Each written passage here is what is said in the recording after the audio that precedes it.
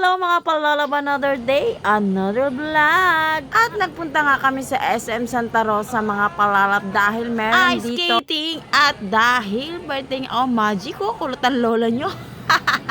At ito na nga mga palalabs dahil gusto nang matry ni Bunso na mag-ice skating. Why not? Chok na at pagbigyan ng hilig. At ito na nga, pumila na nga kami. At dahil Sunday ngayon, ay napakahaba ng pila mga palalab. At ayan, Ano, kaya mo ba? nag-start si Bunso lang talaga yung pumasok dyan. At ayan mga palalab, yung hinahawakan niya ay pwede mo rin niyang i-rent.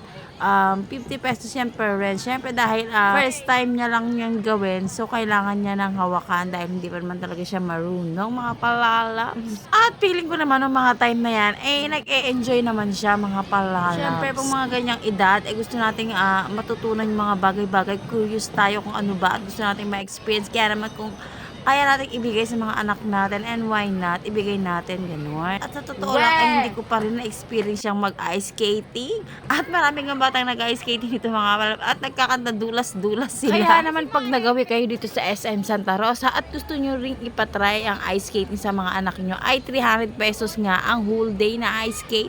At 200 naman pesos for 3 hours and 150 for 1 hour. At 150, 1 hour nga lang yung inabay ni Bunso at yun ay 150 pesos. Plus kung first timer at kailangan niya ng guide, yung parang penguin na yun, ay 50 pesos ang rent.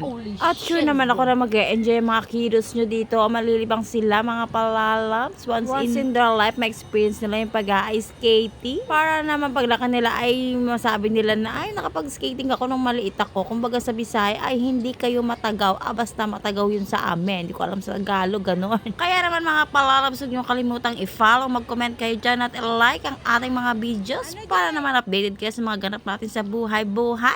Hanggang dito na lang mga palalabs. See you again on my next vlog. Salamat sa panonood.